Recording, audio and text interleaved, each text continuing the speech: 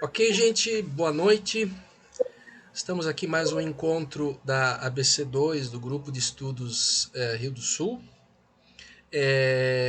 Espero que todos estejam bem nesse momento, os que assistirem depois aqui essa conversa, essa live.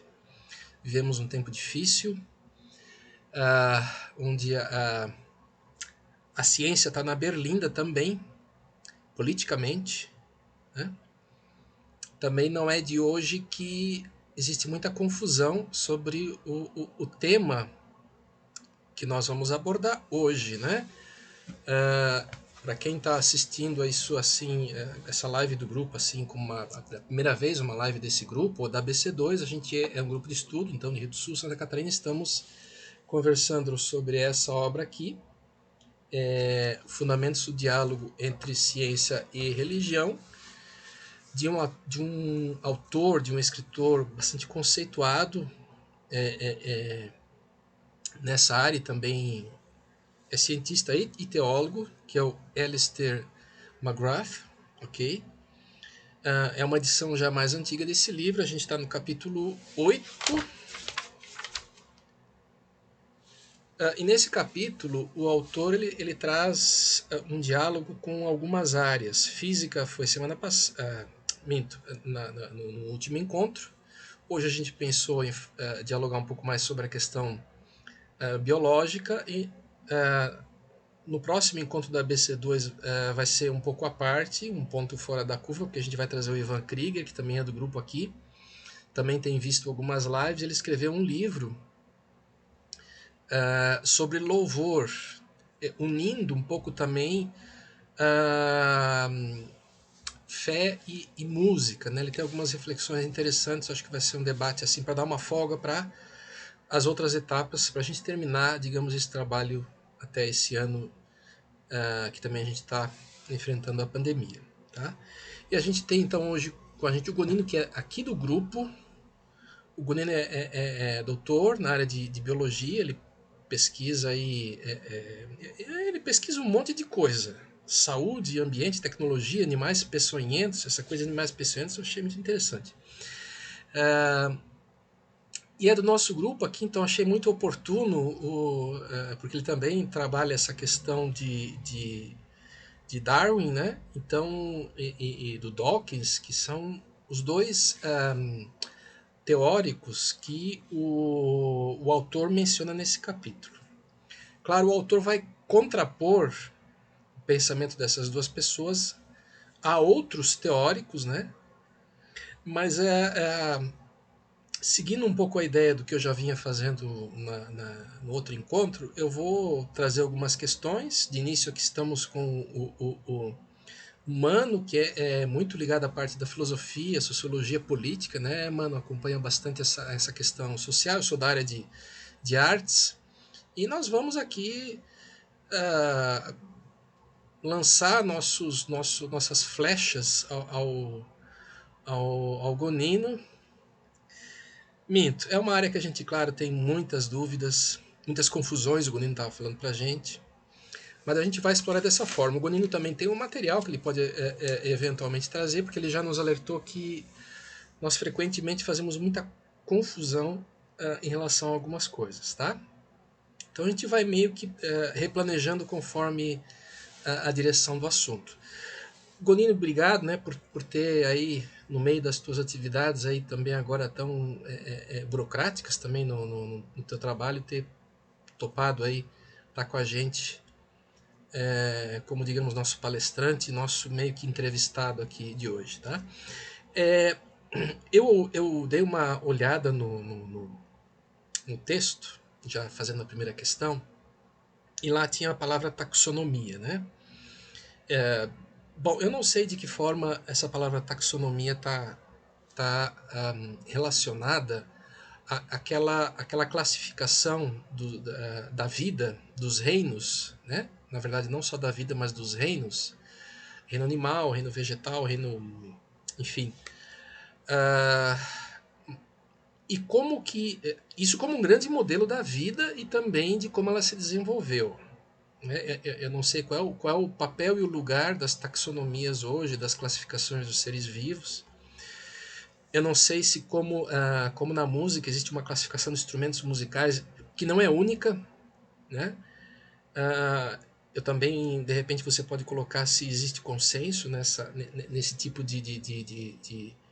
digamos, de modelização da vida e de como ela se desenvolveu. Então, a minha pergunta é a seguinte: partindo daquela ideia de modelos em ciência e religião, né? E a gente teve conversando nas lives, nos encontros anteriores, justamente sobre os modelos, os seus alcances e também os seus limites, né? E pensando nessa taxonomia ou nessa classificação da vida e relacionando especialmente com a, a árvore, né? A árvore de Darwin é esquisito, né? A árvore da vida que Darwin, inclusive, aparece em muitos vídeos, os manuscritos dele, como ele foi tentando esquematizar essa vida.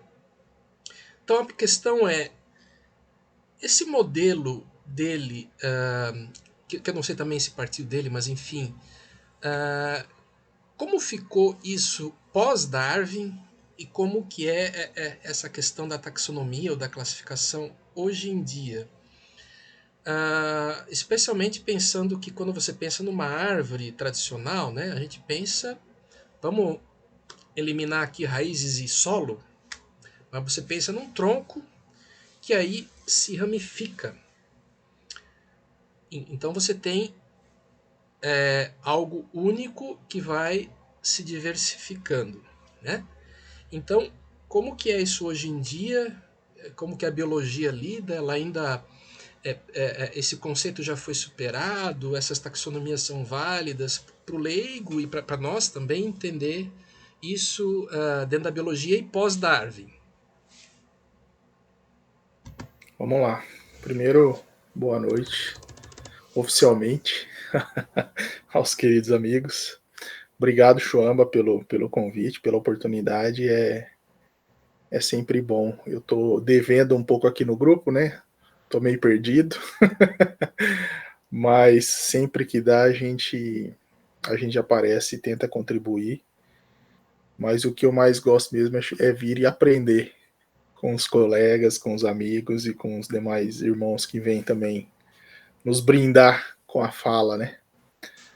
Então, assim, Chuamba, realmente a taxonomia tem tudo a ver com essa questão dos reinos que você comentou, né? A taxonomia é a área da biologia que vai tratar justamente sobre a classificação. A, você imagina, você citou como exemplo os instrumentos musicais, né? Agora você imagina falar em milhões de instrumentos musicais, né, com uma variedade absurda. E onde apenas uma projeção aí de 10%, 20% desses seres vivos, né, fazendo um comparativo com seres vivos, são conhecidos. E então tem especialistas na área da taxonomia, né? Você falou ali agora há pouco sobre a questão dos animais peçonhentos.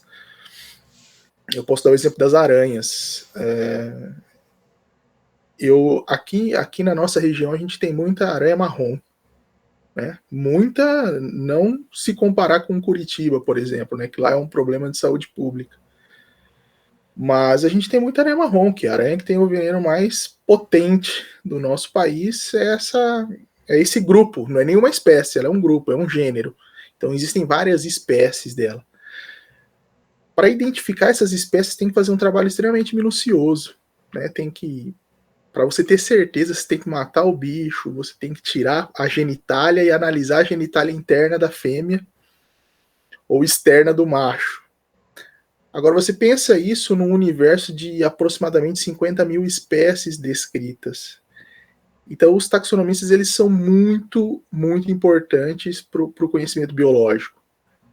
E a base, para a gente conhecer a vida, a gente tem que conhecer os organismos vivos, né, o funcionamento deles até chegar hoje que nós conhecemos, que é essa interação ecológica. E a taxonomia, o contexto que o autor trouxe da taxonomia está muito relacionada com o proponente da taxonomia, né, que foi o Linneu, o sueco. A gente aportuguesou o nome dele, do Linneu, que foi o autor da estrutura de classificação dos seres vivos, né? E o Linneu, ele era um cara, ele defendia o fixismo, que é a ideia de que todos os seres vivos foram criados da forma como eles estão hoje, né? E o tema hoje que o autor traz para a gente discutir, que é justamente a biologia, o Darwin, posteriormente o Dawkins, que vai ser um provocador para nós ali enquanto teístas, né, enquanto cristãos. As ideias de Darwin, embora Darwin não falou sobre a origem da vida, né, Darwin não falou isso. Isso é uma das confusões que são atribuídas, né? Darwin não explicou a origem da vida, a teoria dele não explica a origem da vida. A teoria dele explica a diversidade de seres vivos. É por isso que esse assunto de Darwin vai tocar a taxonomia. Que antigamente a taxonomia ela era feita com base nas características morfológicas, né? Então você colocava lá, possivelmente, a baleia, o golfinho, eram peixes, porque eles parecem muito mais um peixe na sua estrutura morfológica do que um mamífero, né? Então, hoje, passados séculos, hoje a taxonomia ela leva muito em consideração os marcadores biomoleculares, falando em DNA e proteínas. Então é por isso que a gente consegue analisar e fazer esse conceito, esse modelo da árvore da vida, né, que foi levantado. Porém, esse modelo já não se fala mais apenas em uma árvore de um único ramo. É como se essa ancestralidade comum ela tivesse quase como uma rede, como se vários ancestrais comuns ali que se interconectaram. E isso está muito presente no novo paradigma da evolução hoje para a biologia, que é a síntese estendida, né? Então, nós temos, desde o darwinismo, que muitas pessoas acreditam que Darwin é o autor da evolução. Na verdade, ele deu a principal chave da evolução, mas ele não é o autor da evolução. Já se falava em evolução antes dele, né? Mas a teoria dele de seleção natural ela é muito poderosa no sentido de explicar muitas coisas. E aí, ao longo do tempo, foi possível anexar várias evidências, vários conjuntos, né, de teorias à teoria da seleção natural, para hoje chegar a isso que nós entendemos como síntese estendida da evolução, que está ainda em fase de transição, tá? Tem os defensores ainda do neodarwinismo, que é a teoria moderna, a teoria sintética, mas já há um movimento muito forte com as novas descobertas, principalmente da genética, epigenética, e algumas transmissões de características mais horizontais, são coisas muito novas, assim. Que isso, e aí a gente vai chegar a um problema muito grande, porque o que a gente está discutindo aqui é justamente o diálogo da ciência e da religião, e a gente está falando de mudanças, de conhecimento que está num nível muito alto, muito restrito dentro da academia. Enquanto eu, que sou professor do ensino médio, nem cogito trabalhar isso necessariamente, né? Porque os livros, o conhecimento atual fala simplesmente em Darwin e Lamarck, né? E aí vai trazer para a síntese moderna da evolução, que aí entra um pouco mais que vai chegar ali no Dawkins depois. Ele não participou da teoria, mas ele trabalha muito a questão do gene, que foi o diferencial dessa síntese moderna aí. Então, assim, a taxonomia, ela não é assim, não que ela não seja o consenso, né? A ciência, na verdade, ela é o consenso da maioria. É óbvio que tem ali pequenas variações, como, por exemplo, novas propostas, a questão dos 5 reinos, embora isso não seja do Linneu propriamente dito. Mas aí a gente tem algumas variações ali dos reinos que você comentou. Mas o Linneu, ele foi o autor da estrutura de classificação básica, de sempre usar os 2 nomes, né? Então, Homo sapiens, Pterophosa blonde, seja lá, de repente, qualquer espécie que a gente vai trabalhar, né? Escherichia coli, e independente do grau ou do nível taxonômico, né? Se ele ou melhor, dos reinos ali que você comentou, dos animais, das plantas, né? Ou se ele é uma bactéria, indo por ordem evolutiva, vamos colocar assim, da bactéria, se ela é um protozoário, um fungo, e aí os vegetais, os animais. Gonino, Inicialmente é isso. bom, aí você já tocou. Tá mudo aí. Perdão. Perdão. É, não, acho que você já respondeu bastante, já tirou e renovou, explicou novamente, né, as eternas confusões que a gente ainda faz em relação a Darwin, ao papel dele, né, ao árvore da vida, como foi citado. Bom, do que eu entendi, vamos lá. Não tem uma árvore, mas tem mais árvores. A vida, a ideia que a gente vê naquilo que se populariza da ciência, né? Eu falo aqui de documentários e de livros e tal. Pelo menos os últimos que eu vi, você vai chegar a uma vida gerada no oceano primordial, né? Com estruturas muito elementares, e dela vagarosamente vai se diversificando a vida.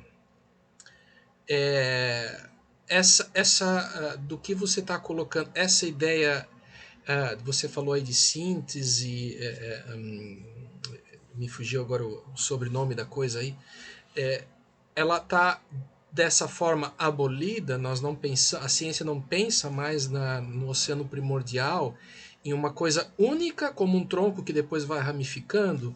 Ela surge de diferentes maneiras, poderíamos chamar de mais troncos, em vez de uma árvore, é uma floresta.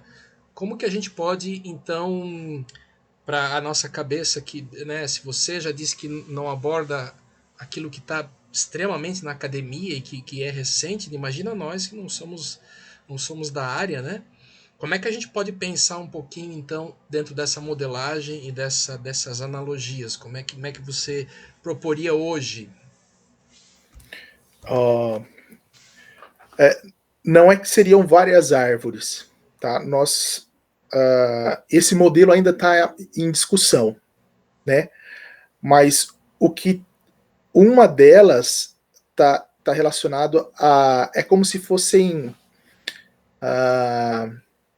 vários pontos de onde vai partir o caule dessa árvore, como se fosse uma raiz de várias origens, e aí elas vão se juntar para esse ramo, para trazer a ideia da ancestralidade comum. Porque essa ideia ainda ela é forte, uma vez que nós temos aí, por exemplo, uma grande evidência para essa ancestralidade comum é que todos os seres vivos dividem o mesmo material genético, o mesmo tipo de material genético. Né? Se a gente fala em DNA, esse é o material genético de todos os seres vivos que possuem células. Né?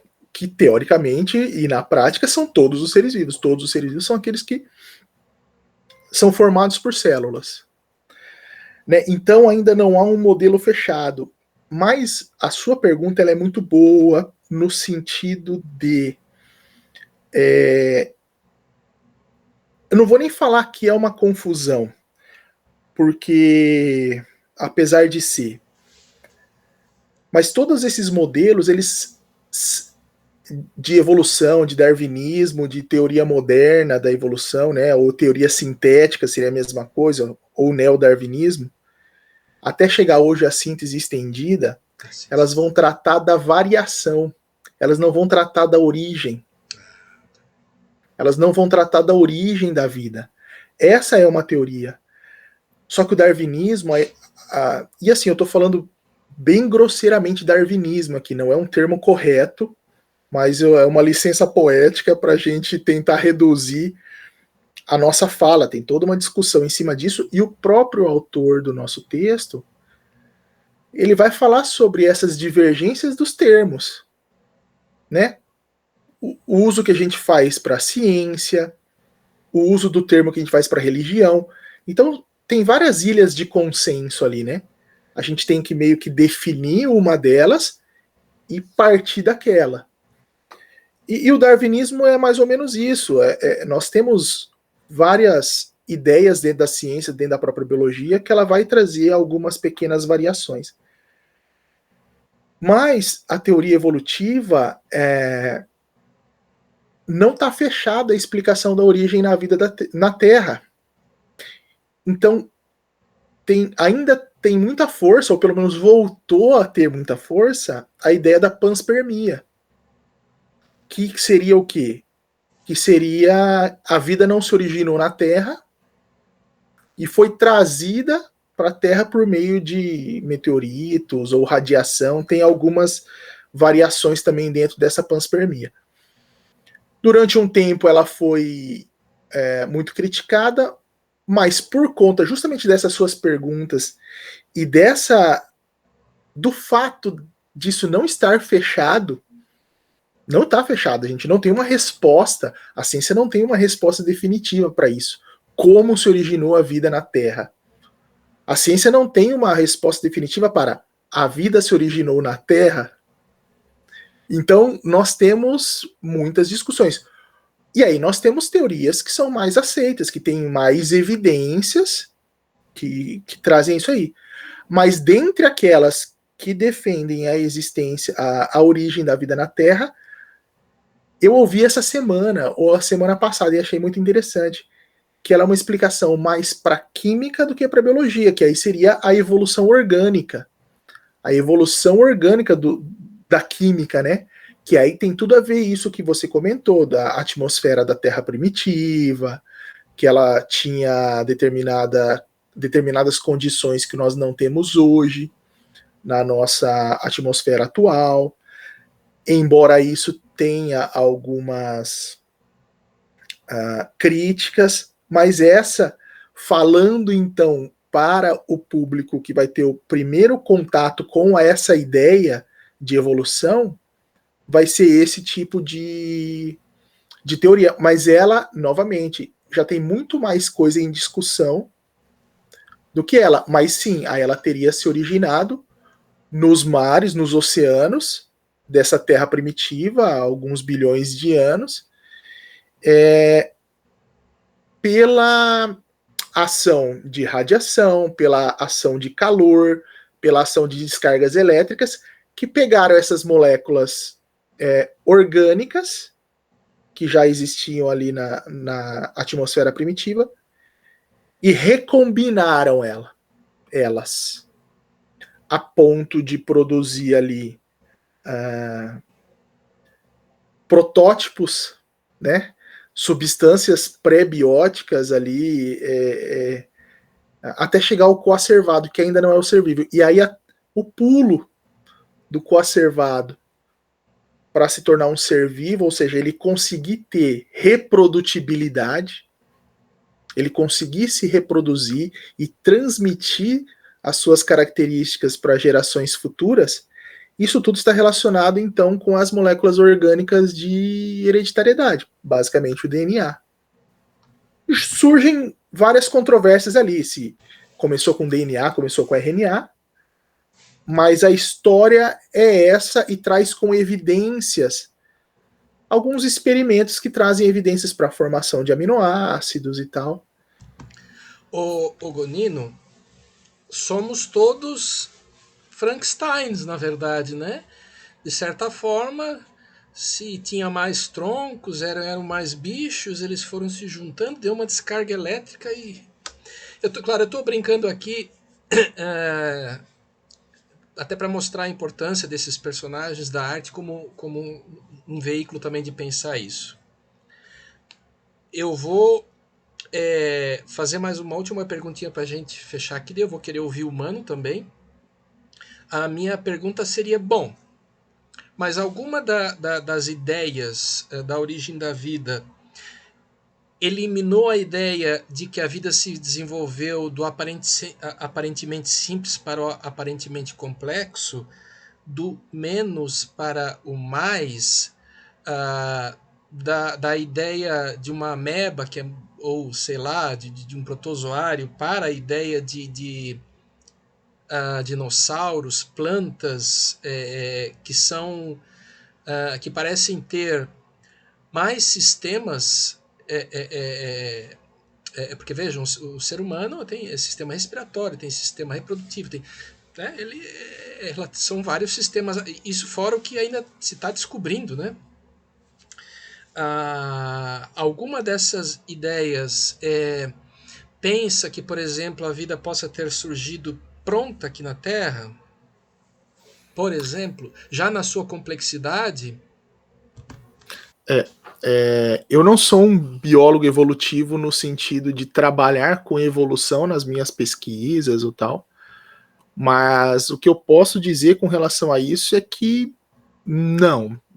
Isso é quase que uma lei natural dentro da biologia, né? Tudo acontece com isso que a gente chama de gradualismo, né?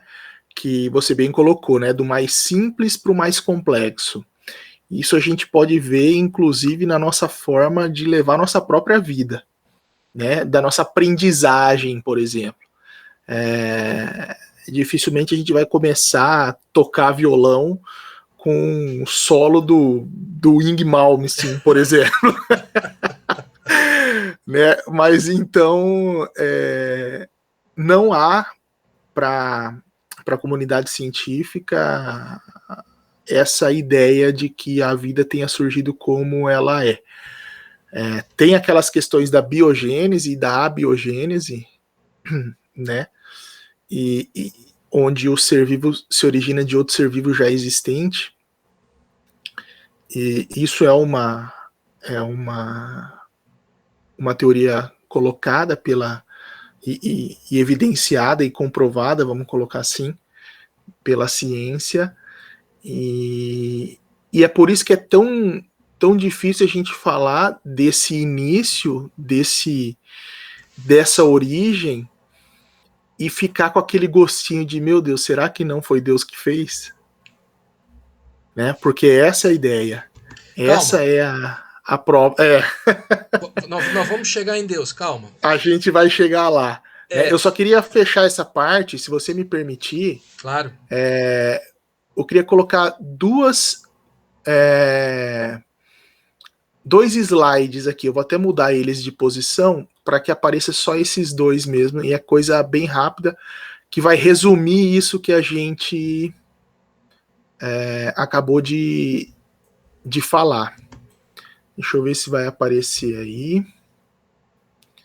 Eu acho que eu tenho que apresentar primeiro antes, né? Deixa eu ver.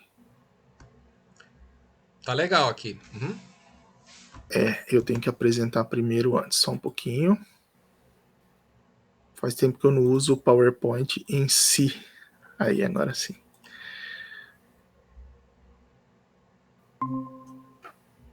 Aí. Beleza, tá vindo. Apareceu, né? Então, assim, justamente isso, a ideia do Darwin, a ideia da biologia é trazida como uma questão fundamental que possivelmente você vai fazer ela mais para frente, né? Sobre a origem da humanidade, mas é justamente sobre isso, no sentido de que a origem, há uma confusão muito forte dentro do termo origem, né? Porque o darwinismo, ou melhor, vamos falar de origem, são várias origens, foram várias origens que aconteceram, pela visão da ciência. E não é uma coisa só. Então a origem do universo é uma coisa, a origem das galáxias é outra coisa, a origem do sistema solar é outra coisa, do planeta Terra é outra. Né? Eu não sou também da área da física e da cosmologia, mas possivelmente aconteceu em momentos diferentes, de maneira gradual. Olha o gradualismo aí, né? E aí depois, só bem depois vem a vida, a origem da vida em si. E aí, como eu estava falando, a gente não sabe nem se essa vida surgiu realmente na Terra. Né? Hoje a teoria mais aceita é essa, de que ela surgiu dessa forma que a gente comentou anteriormente ali nos oceanos, mas novamente isso não é uma questão fechada, mas nem por isso ela está errada. Né? Então isso tem que ficar muito claro, e a ciência ela é isso mesmo, ela muda ao longo do tempo, porque nós temos evidências que vão se somando ao longo do tempo, e isso é natural. Muitas pessoas acham que isso é o problema da ciência, na verdade é a beleza da ciência, ela só chegou até aqui por conta disso. E aí, por fim, a origem do ser humano, né? Que o próprio livro traz como a questão fundamental, que é a origem da humanidade. Mas se a gente parar para ver, o Darwin não explicou nada disso. Nenhuma delas. Né? E a gente vê a teoria da evolução pensando no Darwin como tendo explicado a origem da vida, a origem do universo, a origem do ser humano e tudo mais. O que Darwin explicou foi a diversidade de espécies por meio de uma ferramenta muito bem determinada que é a seleção natural. E aí, só para ficar didático, a teoria evolutiva ela ganhou força com o darwinismo em 1859, mas a evolução já vinha sendo conversada, né? E aí foram várias coisas que culminaram na seleção natural. A seleção natural só é possível por causa da variação e da herança, que é a transmissão das informações de uma geração para outra, por isso herança. Que Darwin não sabia explicar. Mendel só veio depois, ou melhor, não é que ele veio depois, pelo menos o seu conhecimento das suas ideias foram apresentadas, né, sobre genética depois. E é por isso que depois, com o fortalecimento das ideias de Mendel e com a genética, foi feita a construção do neodarwinismo. Continua tendo seleção natural, variação e herança que estava aqui. Só que agora foram adicionadas características e informações da genética que antes não tinha. E que não anularam o conhecimento proposto, as ideias propostas por Darwin. Ao contrário, expandiram, modularam essas ideias e reforçaram.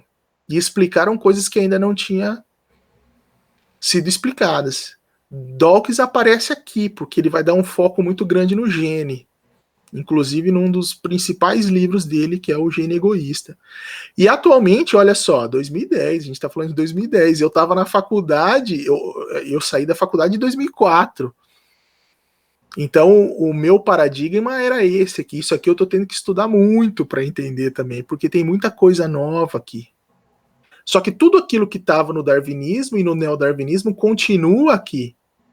E aí foram expandidas para algumas coisas, como herança epigenética, ecológica e cultural. Já tem evidências ali que mostram que isso influencia a parte, a transmissibilidade de informações. E hoje ele dá um foco muito maior no organismo, uma mudança de olhar. Isso aqui eu peguei do Tiago Pereira, não dá para ver possivelmente aí, mas aqui no mais claro é como se fosse o darwinismo, que foi abraçado também pelo neodarwinismo, e hoje é abraçado pela síntese evolutiva estendida. Né? Então nós temos aqui, e nada disso daqui explica obrigatoriamente a origem da vida, a origem do universo, Não, isso aqui está explicando como a transmissão das características ocorre, né? Como que isso está acontecendo nas populações, porque a evolução não acontece no nível do indivíduo, ela acontece no nível das populações, então é um negócio bem diferente. Só queria fechar essa parte com isso, porque eu acho que é válido a gente entender algumas diferenças ali. Com certeza. Mano, algum comentário, questão, por favor? Microfone, mano. Microfone, mano. Agora, eu fui abrir o microfone ali. Cara, para mim, eu tô aprendendo muito, né? Eu sei que o Daniel lê algumas coisas nessa área, eu nunca li, apenas ouvi e assisti alguns vídeos, assim, mas nada muito mais. É muito interessante, cara. E um ponto que eu quero ressaltar é na parte que eu fiz a apresentação ali, e que o Gonino colocou, na questão da porcentagem que o homem tem de conhecimento em relação, por exemplo, à biologia, né? Ou seja, na questão do desenvolvimento, todo o processo aí do desenvolvimento biológico, né? Quer dizer, a evolução das espécies, né? Quer dizer, tudo isso você conhece 5%, né? Só, de uma totalidade enorme, né? Quer dizer, na mesma coisa também o Gleiser falava, e foram várias pessoas que relataram isso, né? Na física também, né? Quer dizer, você conhece todo esse universo que você conhece até hoje, que parece coisa assim, que você ouve, né?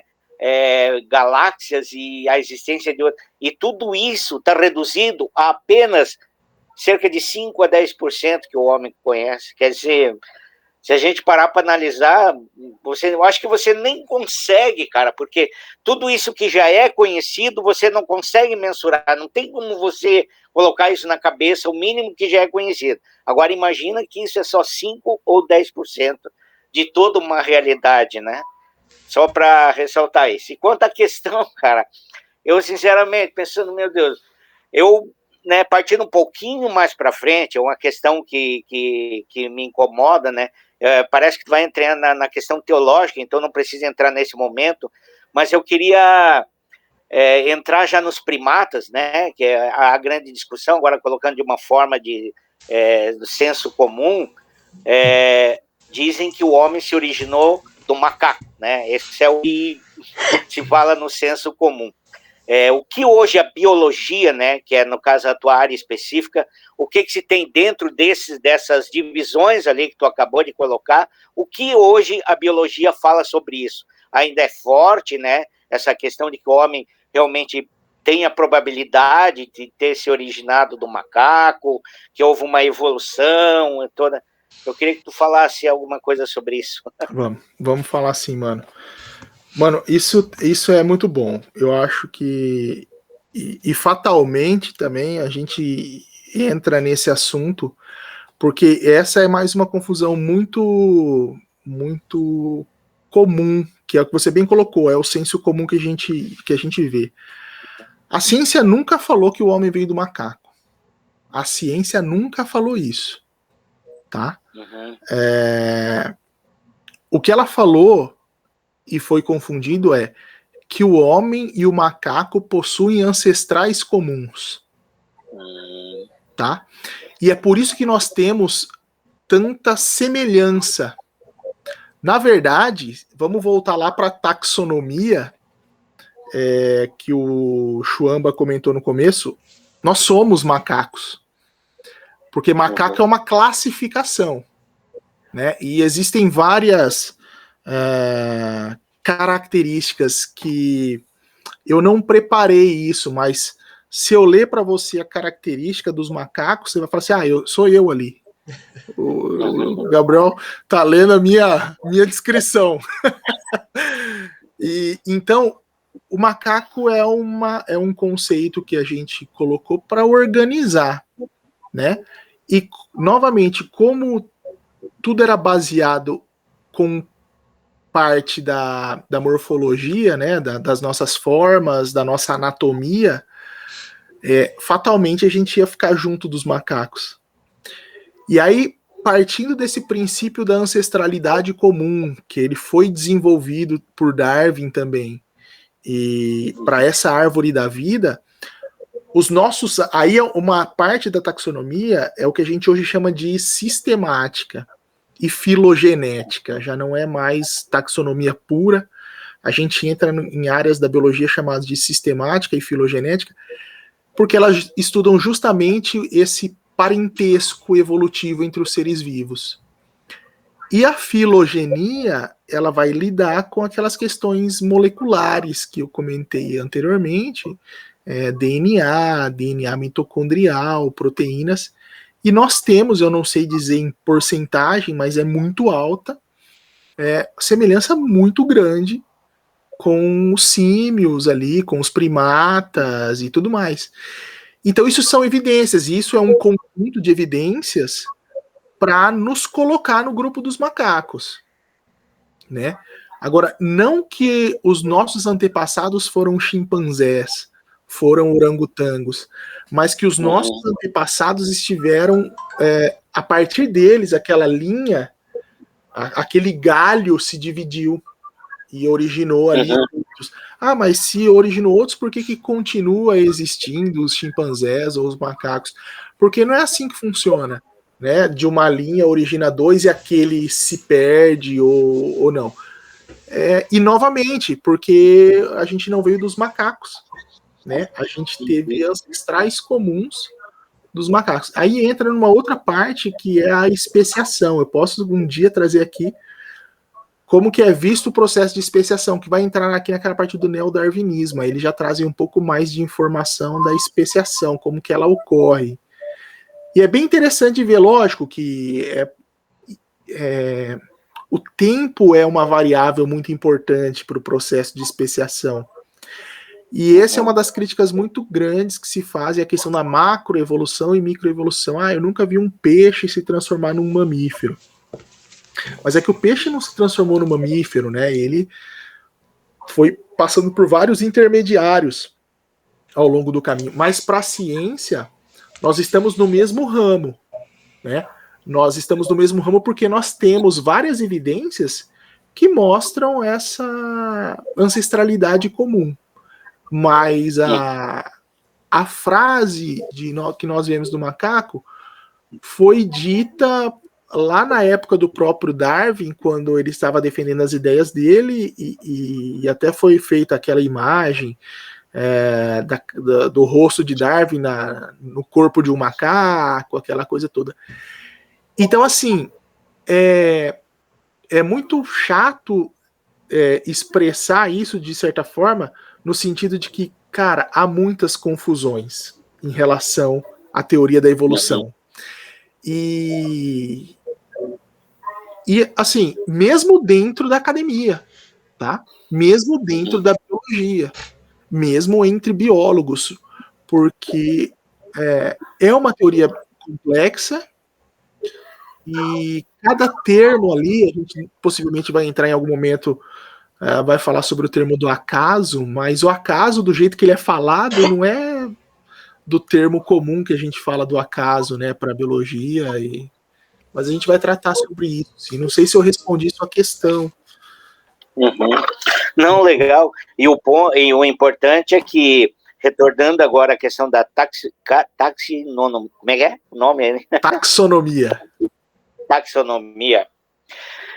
Deu para entender um pouquinho o que o Daniel falou agora na questão da ramificação, né? Justamente isso. Aí, claro, teria que entrar na origem, né? Porque a biologia, como mencionaste agora, é a questão da origem, como se originou para depois se ramificar, mas daí seria um outro assunto também, né? A minha questão a princípio agora seria essa, mas legal, compreendi. É aquela questão da visão do senso comum mesmo, como coloca, cara. A gente tem essa visão do senso comum. Para minha ideia até esse momento era de que realmente o homem tinha se originado do macaco, e daí fica aquela questão, né? Mas como o macaco ainda existe, né? A espécie, né? não racional ao ponto de que o ser humano, né, até tem umas espécies de macacos que têm uma capacidade intelectual até certo ponto próximo ao ser humano, como deve saber melhor do que eu, mas por que né, não... Mas, enfim, entendi a questão ali no que tu... Eu queria, antes de seguir, falar de 2 livros aqui, mano, até se tu quiser emprestado, tá? Tem um até que eu não li todo, tá? Que é esse aqui, ó. É A Vida Secreta das Árvores, tá? Uhum. Ah, ele menciona, ele fala coisas assim, é porque eu acho que o assombro, o maravilhamento faz parte, assim, e eu acho que ele inclusive leva muitos biólogos e muitos físicos a se tornarem, ou muitas pessoas, na verdade, a buscarem as ciências naturais, porque realmente elas se maravilham, né? Ele comenta nesse livro, por exemplo, até onde eu li, né, que a gente conhece mais do fundo dos oceanos do que do subsolo, por exemplo. Do que acontece, né? A Uhum. imagem bem. Deixa eu tentar focalizar aqui as raízes, né? E como Sim. existem intensas redes de fungos que se comunicam. E isso nossa, é uma coisa assombrosa, assim, sabe? Ele fala, por exemplo, rapidamente, que, por exemplo, na África, a girafa vai comer uma folha de uma das árvores lá, né? Uma árvore, quimicamente, pode avisar outras. Isso. Eu vi essa E reportagem no Fantástico. enfim, coisa desse livro. Esse sinal químico torna dá às folhas um outro sabor que talvez leve a girafa a não comer. Mas a girafa sabe disso. E ela se posiciona diferente em relação ao vento, porque ela, sei lá, cara, isso me lembra muito o filme. Me fugiu o nome, é um filme de animação em que todos os seres humanos são interligados. A gente dá esse nome aos desenhinhos que a gente bota para nos representar. Gonino, lembrou do nome do filme? Pixel? Não, Não, não. Avatar, Avatar, Avatar, Avatar. Avatar.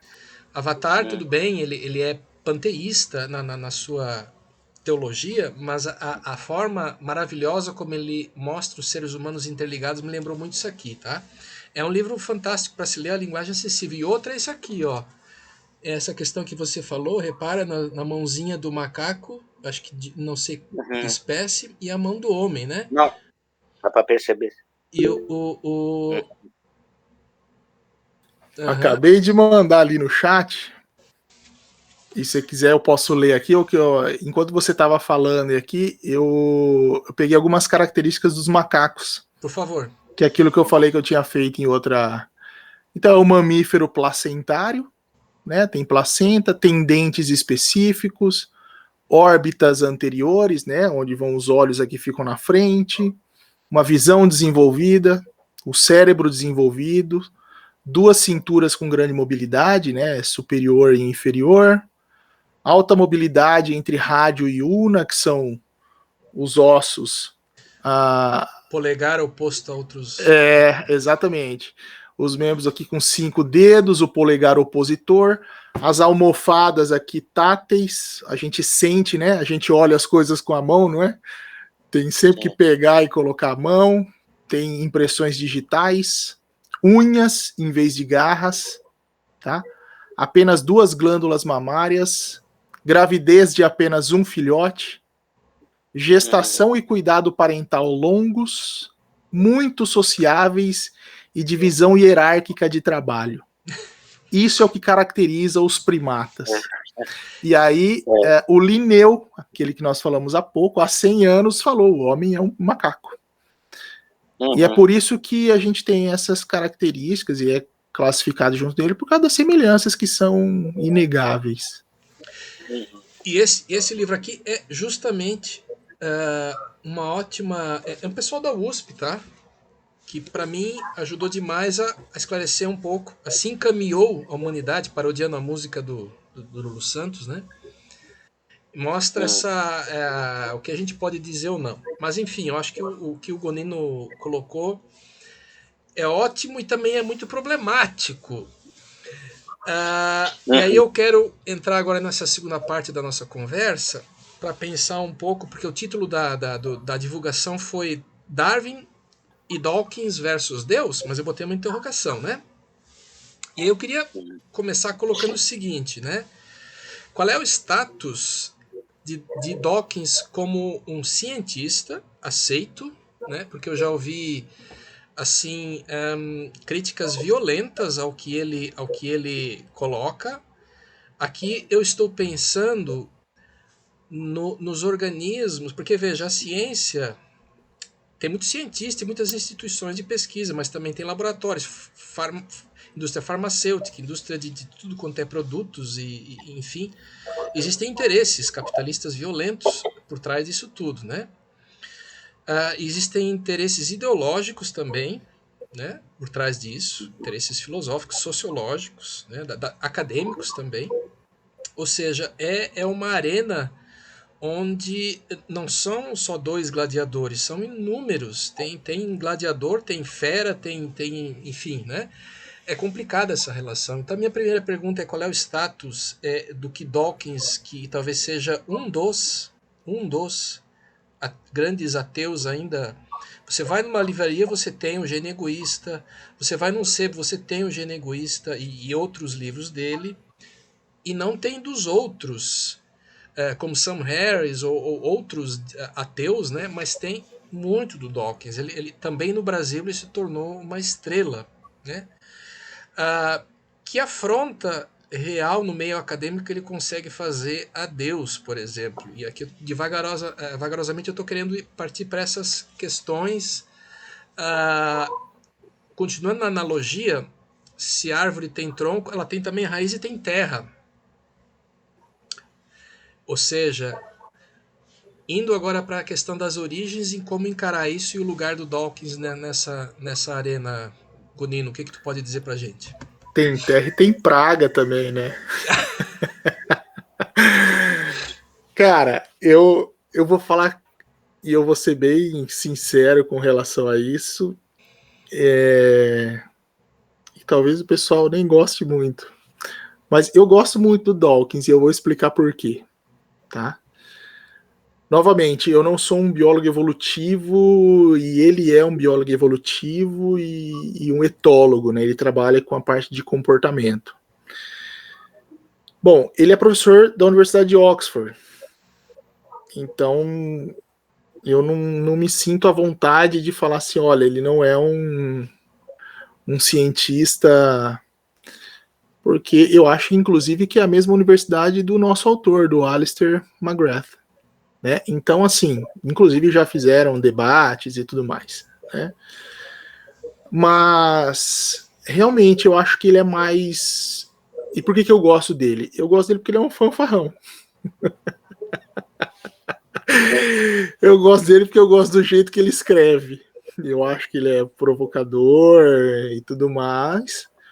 Mas, realmente, ele não é uma unanimidade dentro da academia. No sentido dessa fala dele. E isso eu só fui perceber depois, porque o Dawkins ele foi muito importante na minha caminhada como biólogo. Ele foi muito importante no meu... nas minhas crises religiosas e científicas. E talvez um dos livros mais impactantes dele foi publicado aqui no Brasil ali alguns anos depois de eu ter saído da universidade.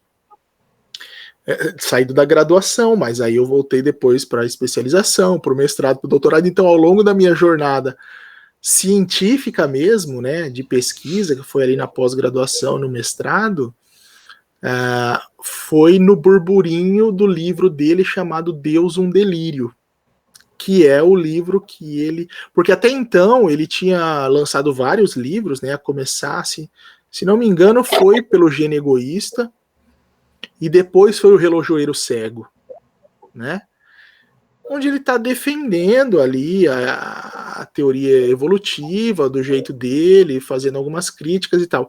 Agora, abertamente contra a religião, abertamente contra pessoas teístas, contra o ideal, né, e tudo mais, foi o Deus um Delírio, né? Então, hoje eu não sei se ele tem mais o mesmo impacto, tá? Hoje eu não sei, até em algumas palestras, algumas coisas, eu já ouvi muita gente falando assim, né, quem tem menos de 30 anos, ou quem é biólogo e se formou ali tem, sei lá, 25 anos, Dawkins às vezes não teve impacto nenhum. Mas eu posso dizer ali que na minha geração teve um impacto muito, muito forte. E eu preparei 3 slides para falar do Dawkins, se você permitir. Pode ser? E eu vou falar um pouquinho ali. Eu vou puxar um antes só para contextualizar. Então já vou abrir aqui, porque o nosso texto ele vai trazer como ele vai falar do darwinismo, e ele vai apresentar que o Darwin, 4 pontos da teoria dele chocam bastante com a religião tradicional. Aqui tá pequeno porque o slide principal era outro, tá? Era esse aqui, ó. Então são esses 4 temas aqui do darwinismo, vão chocar com esses 4 temas da religião tradicional, né? E que isso tem consequências, desafios. E de acordo com o McGrath, ele abre isso vai suscitar 2 linhas de pensamento, né? Uma que é eliminar a crença em Deus, e é por isso que a gente vai falar do Dawkins. E a segunda que é repensar o entendimento do governo de Deus na ordem natural, da criação, da ordem natural da natureza como um todo, né? Mas não a crença fundamental desse Deus criador.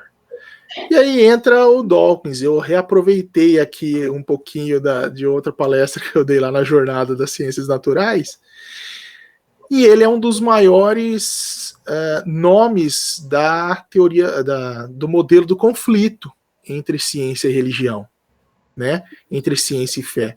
Ele é um defensor mesmo para eliminar a crença em Deus, e aí ele vem com várias frases de efeito naquilo que o Schwamba comentou, de que ele é um vendedor de livros hoje também, isso tudo influencia, né? Ele não é mais apenas um cientista fazendo a sua ciência dentro do laboratório e tal. Não, ele já tem outros interesses também envolvidos nisso. E eu gosto muito de um conceito do Pondé, que ele vai falar do ateu todinho, né? Ele vai falar do ateu todinho, que é aquele que é chato, que vai querer colocar a goela abaixo, que tem que ser antirreligioso. Ou seja, além de ateu, que nós estamos numa democracia e é muito normal que tenha pessoas que não acreditam em Deus, e assim como é normal que tem aquelas que acreditam e tudo mais. Mas ele está falando aqui, o conceito de ateu todinho é aquele que é antirreligioso, né? Que é combativo, que é problemático nesse sentido. Mas a gente pode pensar que nós temos também cristãos todinhos nesse sentido, né? Nós temos os cristãos que veem o evolucionismo, e aqui novamente é uma licença poética, eu uso o termo evolucionismo, né? Que vê a evolução como a continuação da guerra de Satanás e Deus. Ali, Darwin é uma potestade, né? Não é um ser humano. Ele é um principado ali que veio para acabar com o poder e é tão todinho quanto esses ateus chatos e tal. É o mesmo princípio que a gente vai empregar.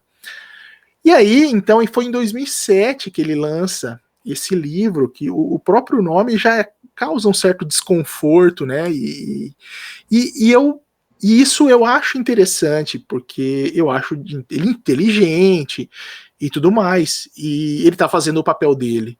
E a gente tem que assumir e reconhecer que nisso ele está sendo bom. Né? E ele é muito claro ao dizer ali que o livro aborda, e ali são palavras dele, né, todos os argumentos necessários a favor da conclusão da inexistência de qualquer Deus, além de raciocínios a favor do ateísmo, em detrimento aos agnosticismos e outros. Cara, então assim, é lógico que isso para o senso comum vai soar como, olha, o cara provou que Deus não existe. Né? E a gente sabe que isso é impossível, que esse não é o papel da ciência. Então eu acho que muita gente viu no Dawkins isso.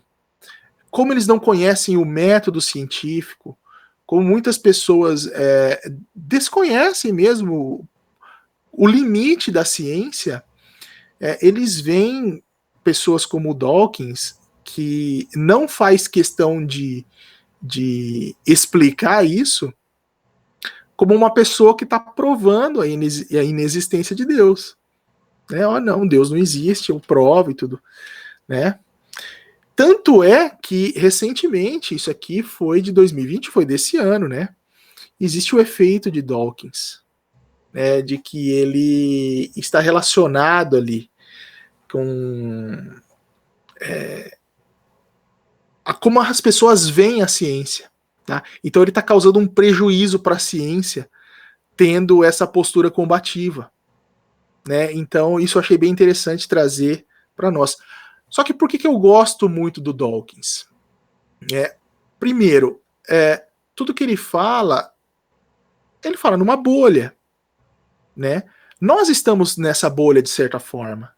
Porque nós estamos buscando isso. Se a gente pensar bem, a realidade, eu posso falar enquanto brasileiro na nossa realidade. Cara, poucas pessoas estão preocupadas com isso. A gente sabe que no nosso país as pessoas estão preocupadas em vender o almoço para pagar a janta. Né? Isso aqui nós somos privilegiados de estar podendo discutir isso daqui, na verdade.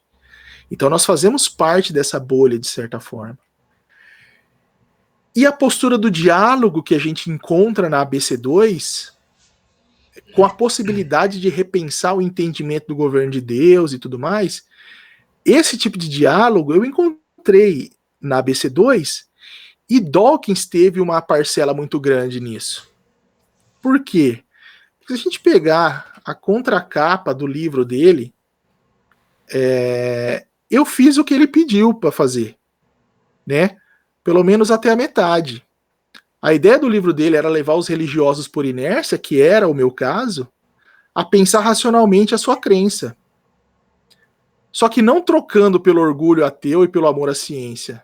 Não, porque foi ali, repensando racionalmente a minha crença, eu vi que Dawkins não tem nada a ver.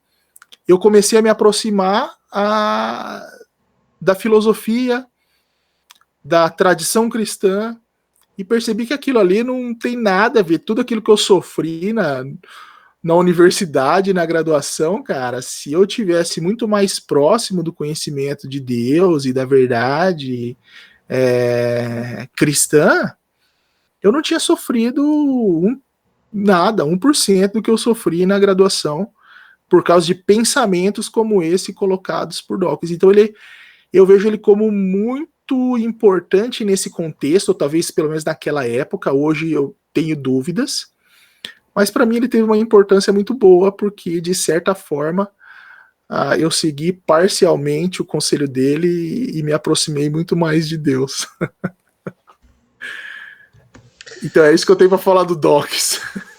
Legal, Gonino. Nossa, que testemunho. Já conseguisse duas coisas. Uma é me fazer mais curioso para ler os livros do Dawkins, porque eu li só coisas contra ele, né?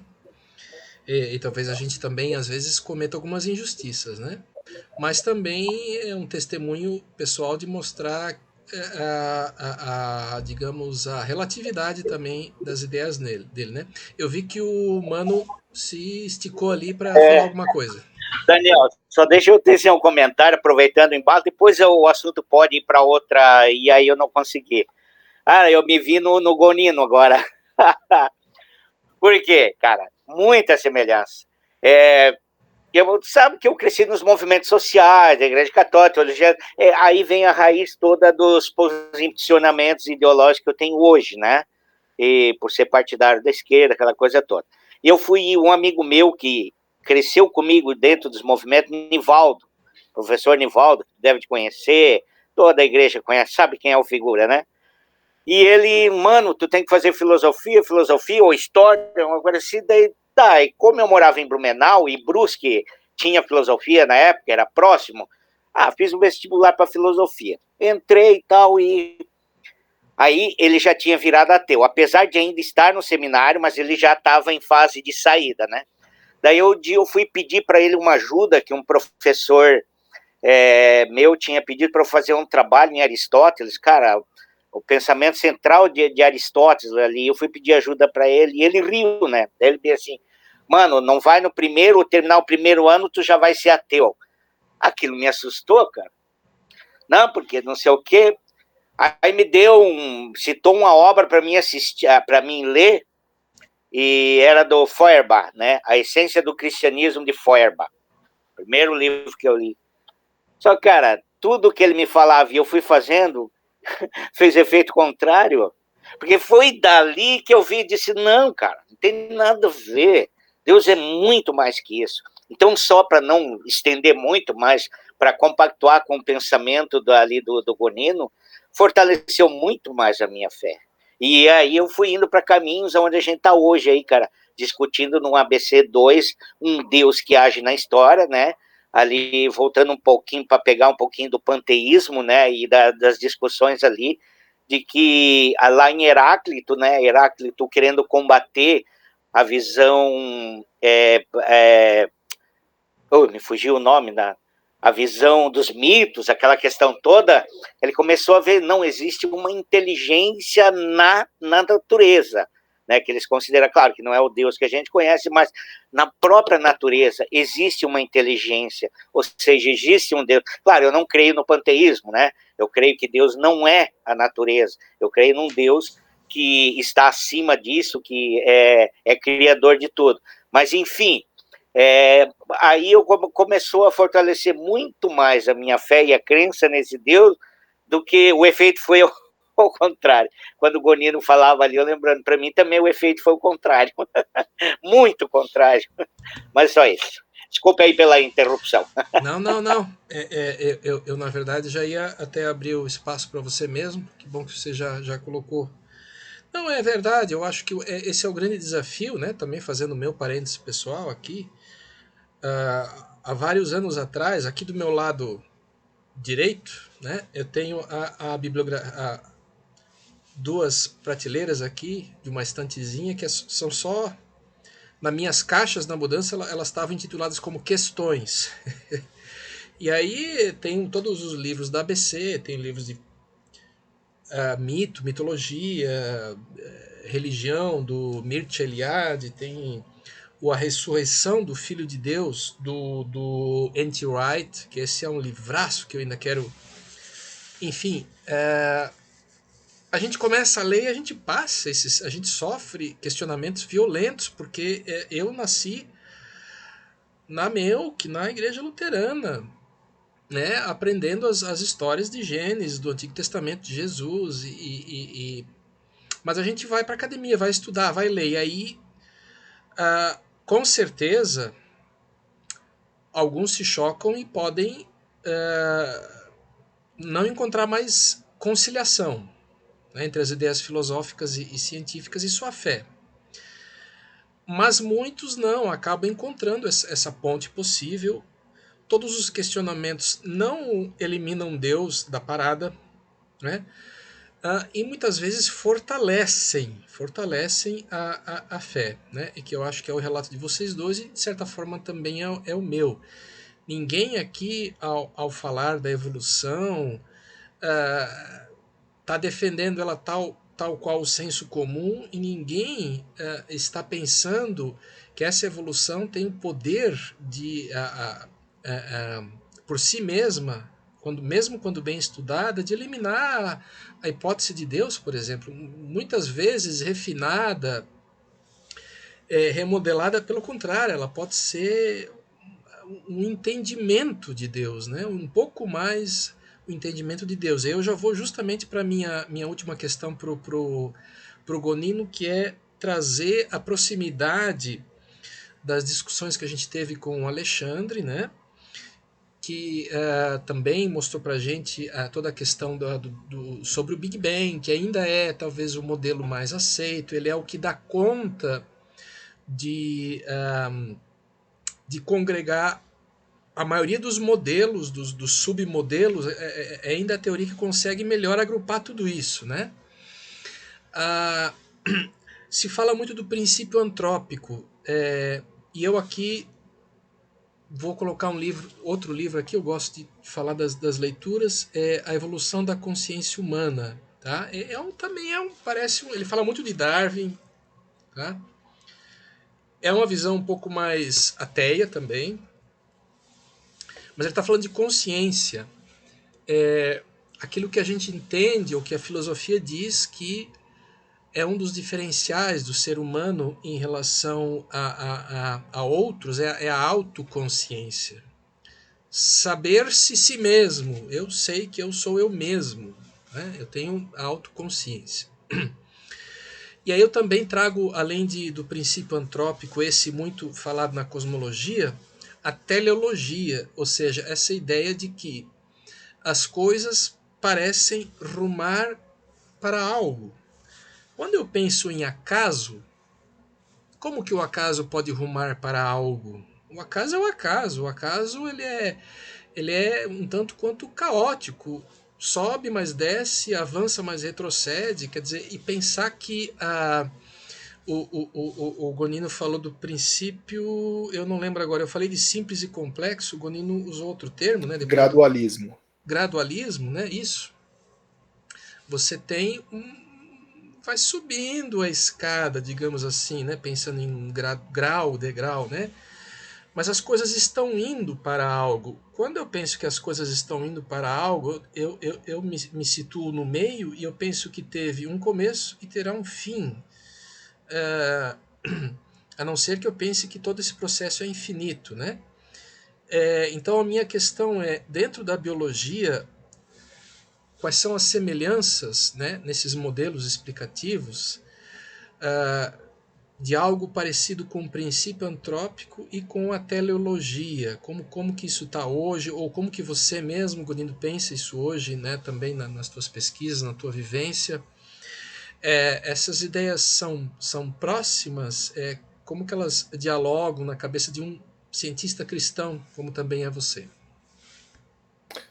Ô, Chomba, eu acho muito boa a sua pergunta, no sentido de que a gente consegue fechar isso que o Mano comentou, porque eu acho que é a realidade de muitas pessoas, de muitos cristãos que entram na academia, no sentido que a gente não.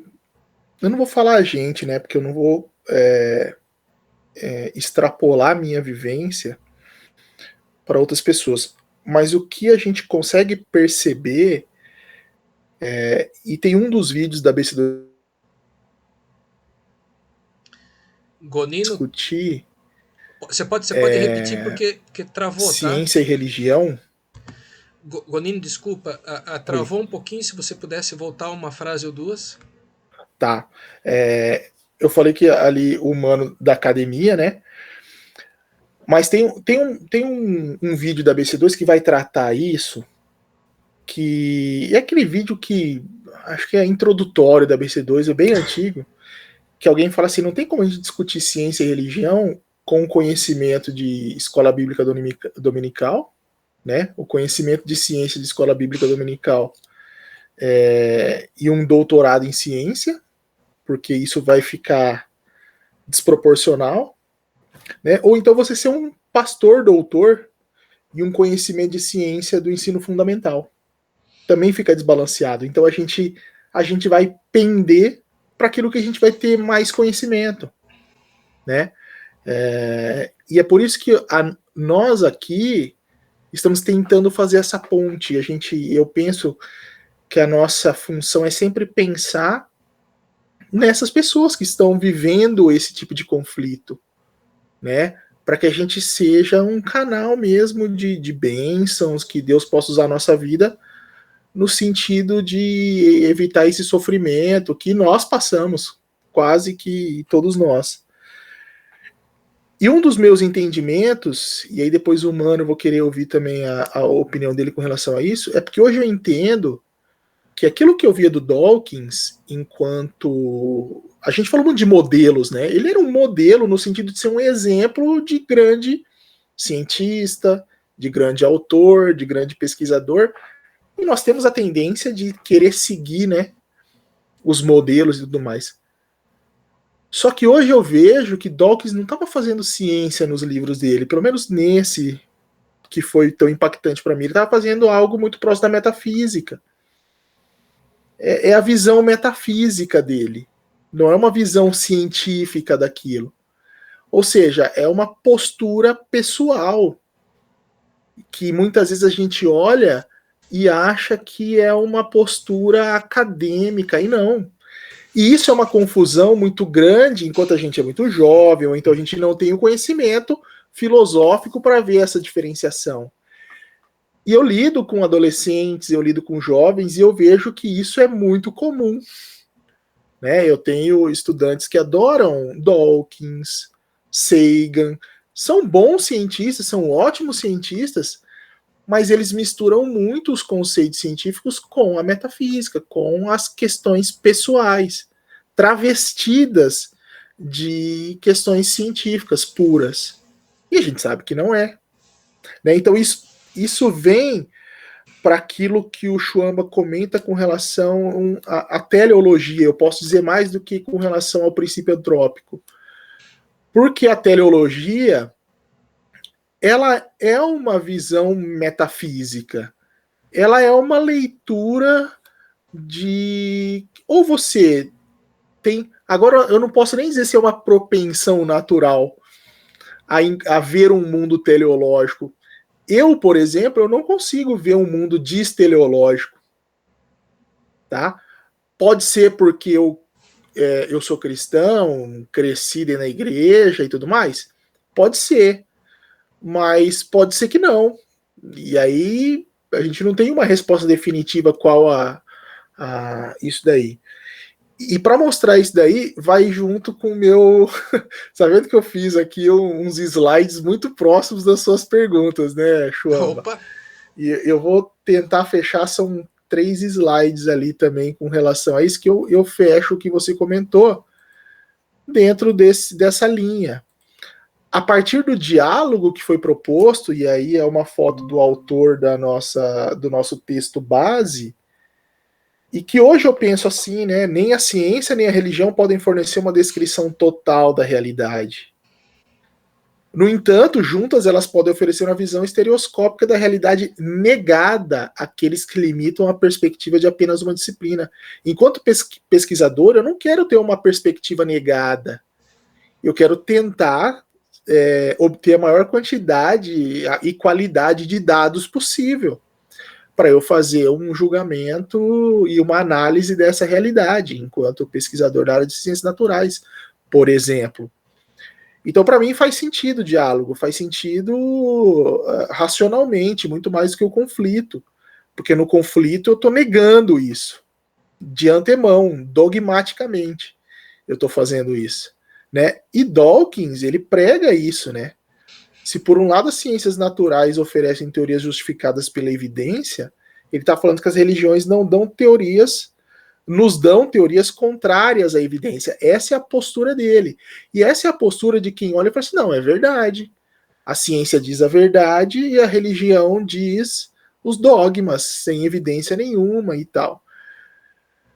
E aí o fechamento que a gente traz é que o teísmo evolucionário, ou chamado de evolucionismo teísta, ou criacionismo evolutivo, tanto faz o criacionismo evolucionário, é uma alternativa disso que o Schwamba comentou,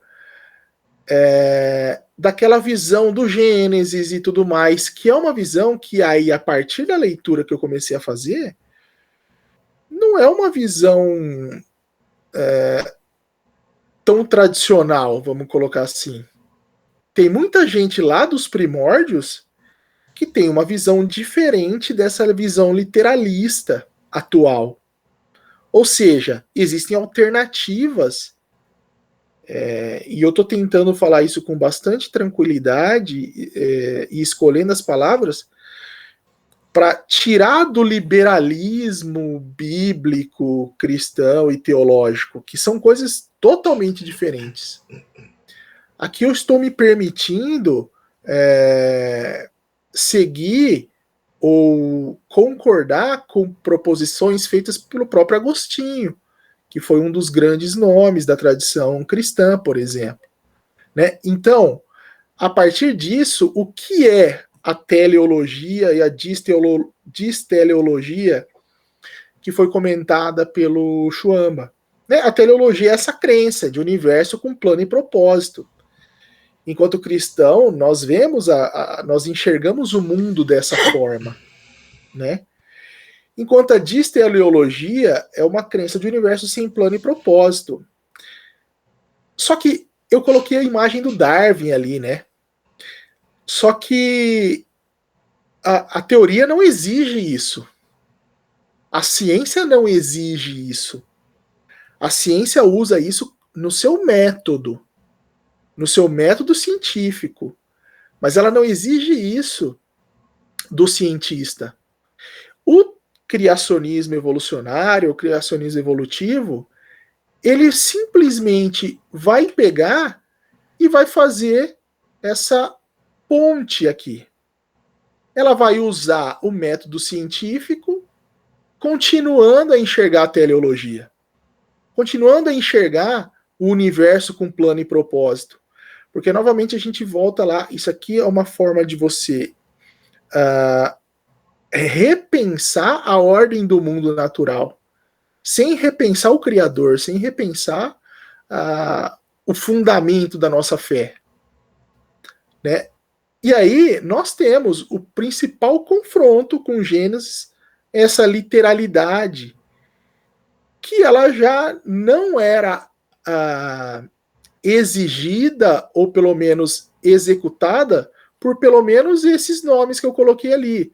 Filho de Alexandria, Orígenes, Agostinho, Tomás de Aquino, John Wesley, que são anteriores a Darwin ainda.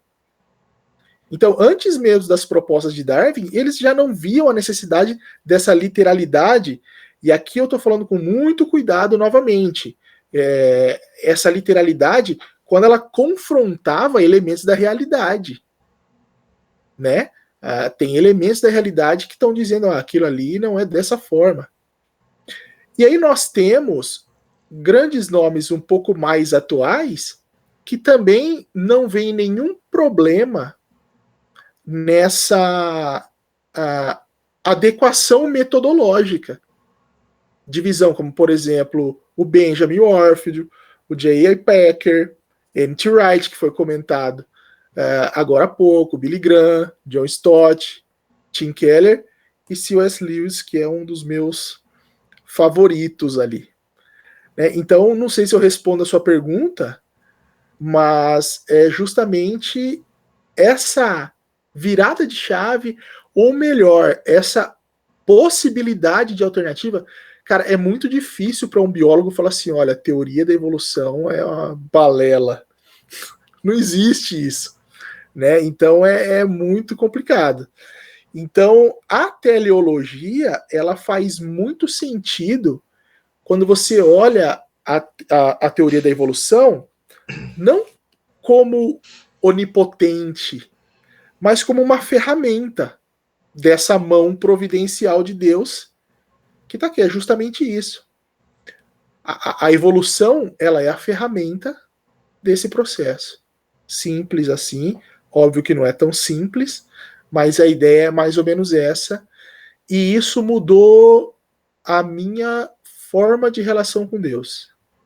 O que é muito, para mim, eu falo pessoalmente, né, obviamente, não estou defendendo uma posição, estou mostrando uma alternativa que eu desconhecia na minha tenra idade. Grande Gonino. Chegaríamos com certeza à questão do Gênesis, né?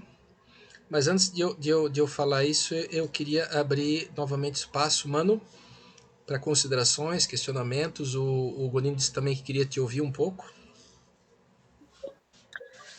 Dois pontos que o Gonino colocou ali, que eu fiquei analisando quando falava ali, é a questão de que ciência, religião, política, religião, cada uma tem a sua área específica, mas não se excluem, né? Uma não exclui a outra. E eu ouvi essa questão do Marcelo Gleiser, né? Eu cito ele bastante aqui, porque é uma das referências que eu tenho, né? Ele coloca que uma não exclui a outra, apesar de ter as suas áreas específicas. Cada uma tem a sua área, né? Outro ponto citado pelo Gonino é essa dificuldade, e volto lá no início, praticamente, quando ele falou que nós somos seres privilegiados, né?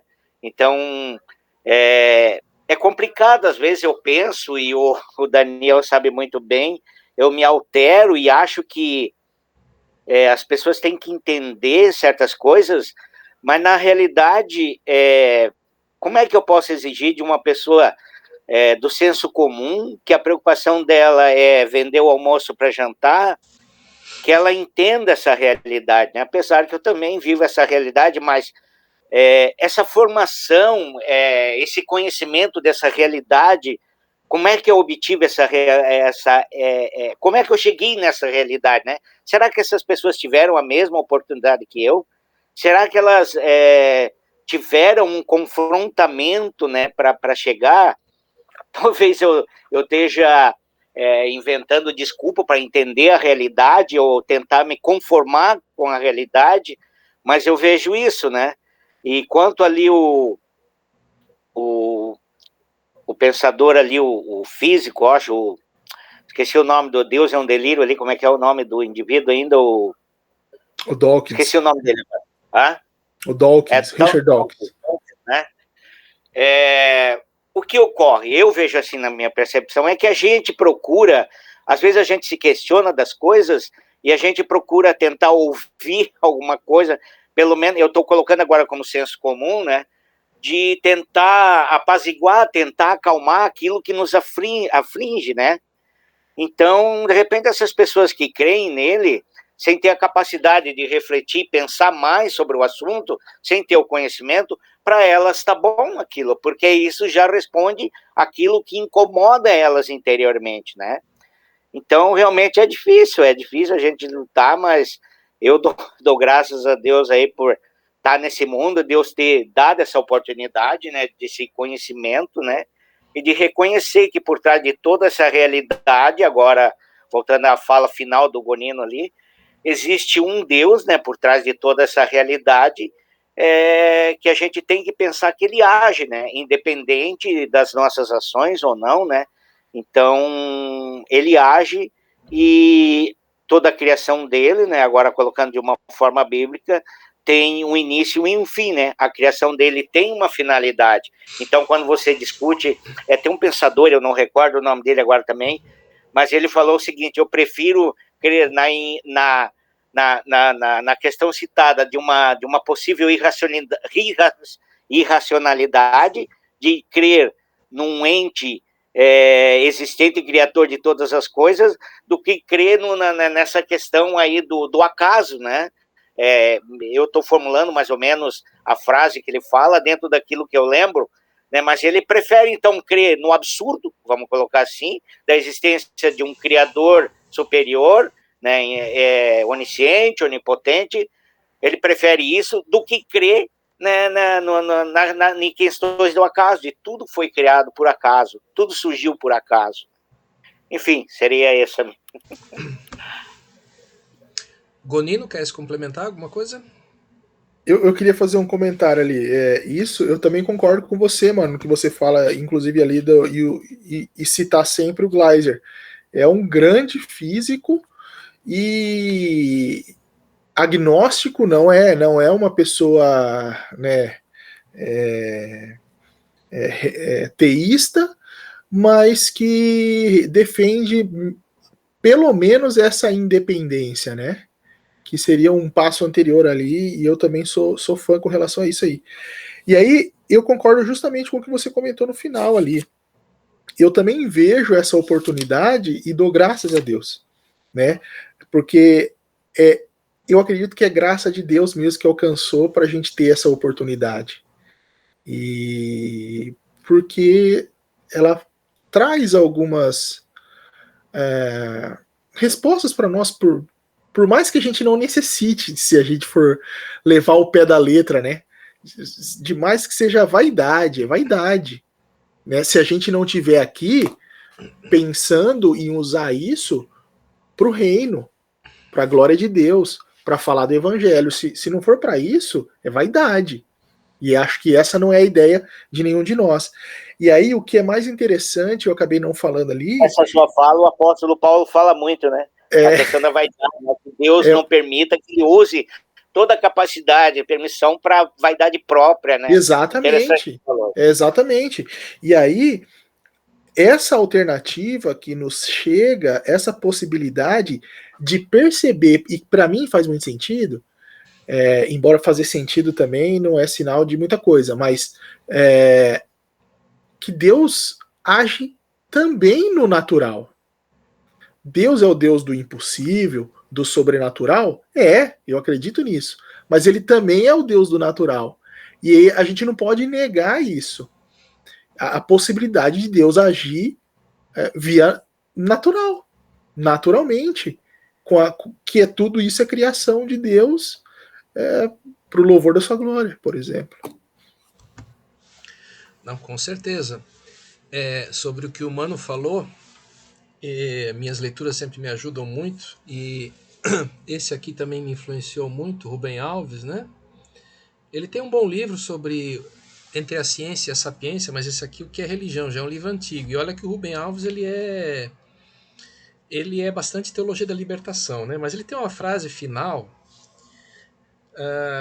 que sempre fica comigo. Até vou ler, faço questão, o parágrafo final, na verdade, porque o tema do livro é o que é religião, né? E aí ele conclui, ele passa por filósofos, acho que passa por Feuerbach, que você falou, passa por Marx, passa por outros pensadores, né? Um cara já falecido, mas tinha muita filosofia no que ele falava, né? E ele conclui assim, né? E o leitor, perplexo, em busca de uma certeza final, perguntaria: mas e Deus existe? A vida tem sentido? O universo tem uma face? A morte é minha irmã? Ao que a alma religiosa só poderia responder: não sei, mas eu desejo ardentemente que assim seja e me lanço inteira, porque é mais belo o risco ao lado da esperança que a certeza ao lado de um universo frio e sem sentido. Aspas. Que é em outras palavras, né, o que o Mano falou. Existe essa possibilidade de você se colocar do lado de uma opinião que endeusa a ciência, mas lembremos, a ciência também é filha do iluminismo, é filha do capitalismo. E a tecnologia tem proporcionado muitas coisas boas, mas um mundo um tanto quanto esquisito, né? E aí, bom, essa frase, eu me lanço inteiro, né? Nessa esperança, quer dizer, todas essas questões que a gente está colocando não nos tiram, ao contrário, nos tornam um pouco mais humildes, né? Porque quando você se lança, você pressupõe que você não sabe muito, você tem esperança, né? Enfim, seriam tantas coisas, eu não quero me estender muito mais do que isso aqui. Eu quero só fazer um rápido comentário em relação ao Gênesis, né? Nós não tocamos nesse assunto, mas tanto a parte do Big Bang como a parte agora do evolucionismo, darwinismo, neodarwinismo vão entrar aparentemente, né? Aparentemente, com aspas, em choque com os capítulos 1 a 3 de Gênesis, né? E esses eu estou um pouquinho afiado porque meu TCC foi sobre uma interpretação mítica do Gênesis, né? E é muito difícil, eu sei que talvez pessoas que vão olhar, vão dizer, como assim mítica, né? Você tem a opção, claro, de crer como está lá. E muita gente crê literalmente. Eu creio que Deus as ama, que nós também não temos a certeza final, né? Quem, quem pode dizer que daqui a pouco eu não mude e me obrigue a ser um pouco mais literalista, né? Mas eu vejo que o Gênesis, entendido como uma literatura mítica da época, um reaproveitamento de mitos, outros mitos que já haviam na literatura do Oriente Próximo, né?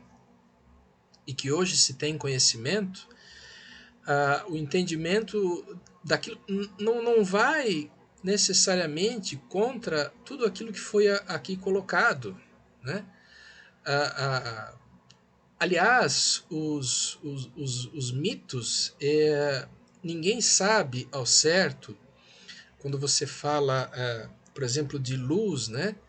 Quando você. Outros mitos de criação, além do Gênesis, falam do ovo primordial, do oceano primordial, de tantas outras coisas primordiais, ninguém pode dizer. Isso não é uma longa memória afetiva que existe nesse tronco primata que veio a dar no ser humano, que foi se constituindo e que depois veio a gerar esse tipo de literatura. Ninguém pode afirmar isso, né? Mito e ciência se complementam de forma fantástica, eu acho. Quando você consegue ver e entender aquela literatura não como um confronto a Darwin, por exemplo, ou toda a teoria genética, enfim, mas como um complemento. Eu acho que só fica essa questão aí. E a questão última, ainda talvez uns minutinhos, bom, sempre dizem que uma boa monografia deve terminar com assim uma leve sugestão do que pode, cenas dos próximos capítulos, digamos assim. E aí, rapidamente, isso não está no capítulo, mas quando eu penso em teleologia, e se eu penso que Deus não vai voltar logo, ou pode voltar, eu não sei, Deus em Jesus Cristo, ou seja, quando ocorrerá a consumação da história, eu não sei, pode ser que eu nem termine minha fala, como pode ser que eu tenha netos, bisnetos, tataranetos, e isso não tenha ocorrido. Pode ser também que não tenha ocorrido daqui a 5 ou 10 mil anos. Então, a gente vê que também as pesquisas genéticas, e aqui entra toda a bioética, têm proposto uma outra evolução, né? E se Deus é o Criador, nós não podemos simplesmente escamotear a possibilidade que ele já sabia, que o ser humano ia pesquisar como mexer em tudo aquilo.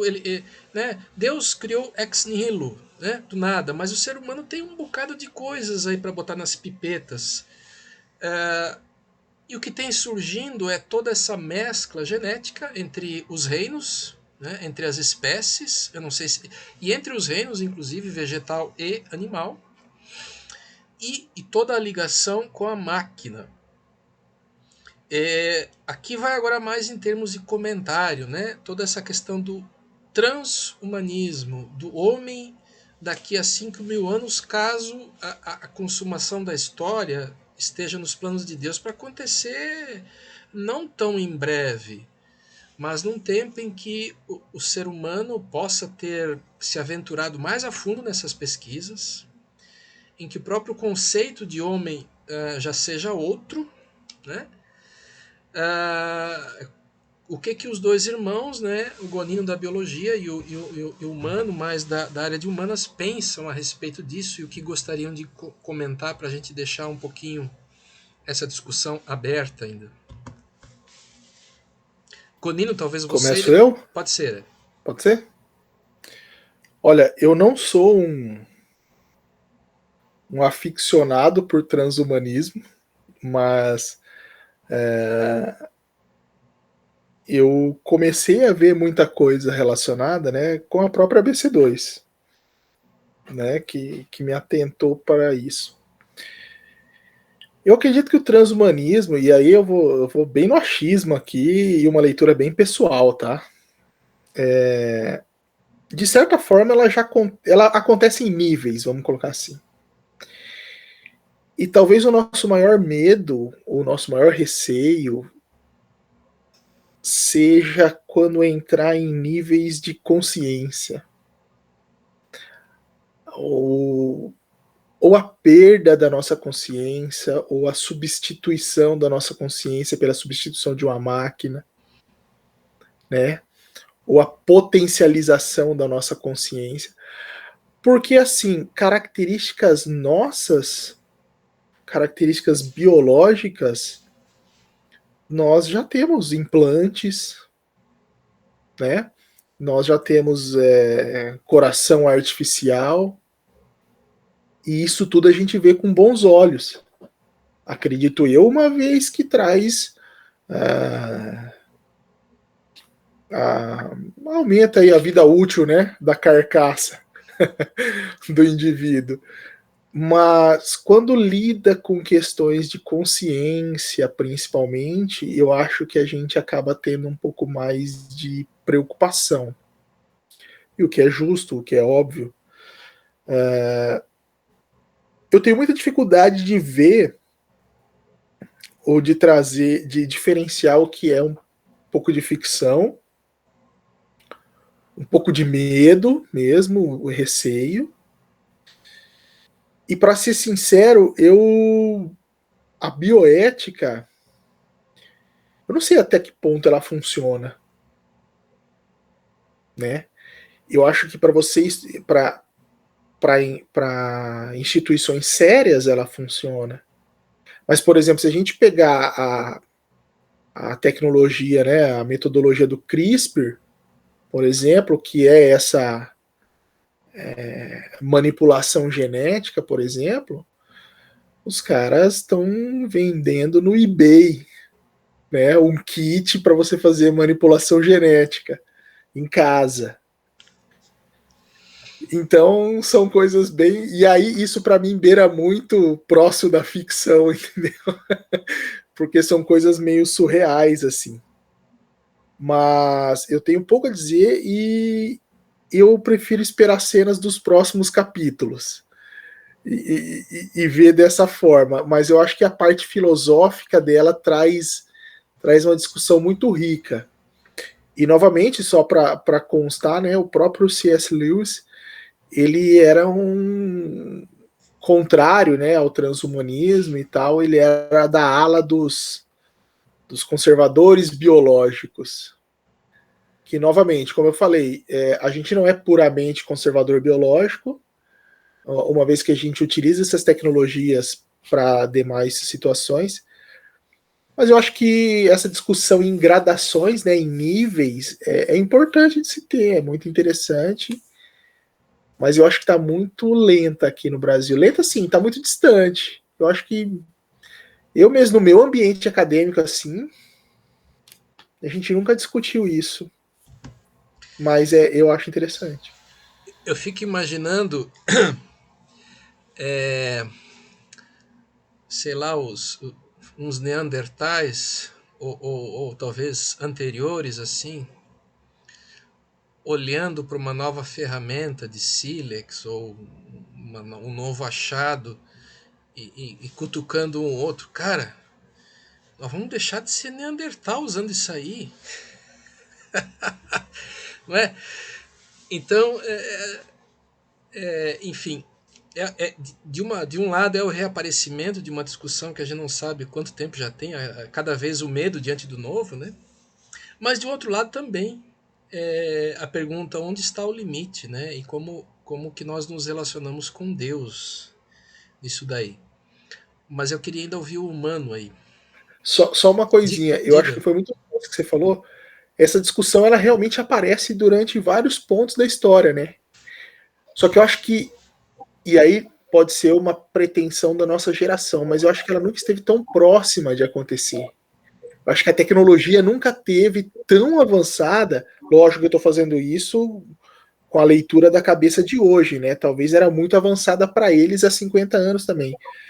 Só que um fato é que nos últimos 50 anos a gente tem avanços tecnológicos assim surreais, que a gente não acompanha, a nossa cabeça não acompanha, o nosso corpo não acompanha, e a nossa geração, isso era de se esperar, a geração acompanhar os avanços tecnológicos. Mas são coisas que aconteceram muito rápidas, né? Acho que seria interessante também de levar em consideração ali para o mano comentar. Eu não tenho tanto conteúdo quanto vocês para comentar sobre o assunto, mas a gente assiste, né, e vê aí todo o processo, aproveitando a última fala do Gonino ali, eu penso no avanço tecnológico, né, como as coisas estão caminhando. Ainda essa semana eu vi ali não guardei a fonte ali, comentava sobre a possibilidade de, não muito tempo, né, a gente ter veículos conduzindo através de satélites, né? Já tem várias experiências nesse sentido. Quer dizer, você embarca dentro do carro, programa ele e ele te leva onde você quer, né? Evitando mortes, acidentes, né? E um monte de coisa. Falei isso para chegar aí e comentar uma outra parte que vocês dois falaram ali, da questão da bioética, da ética, da moral, né? Existe um interesse capital por trás de tudo, né? E o Daniel foi citada várias vezes na live de hoje isso. Então, até que ponto, né, a bioética, a ética, moral e até o valor religioso cristão, até que ponto pode, né, pelo menos aí tentar abreviar. Eu acredito assim, ó, a partir do momento, cara, que pessoas tiverem o poder para fazer, por exemplo, hoje já é possível isso, né? Você vai lá, o casal quer ter poder financeiro, escolhe a cor dos olhos do filho, como ele vai ser, toda a questão de biotipo, né? Que diz, né? Eu acho que é biotipo. São questões assim bem questionáveis, né? Quem tem poder para fazer isso, né? Quem pode fazer isso, né? E aí, como o Gonino falou ali na questão da própria consciência do ser humano, quer dizer, toda até que ponto, né?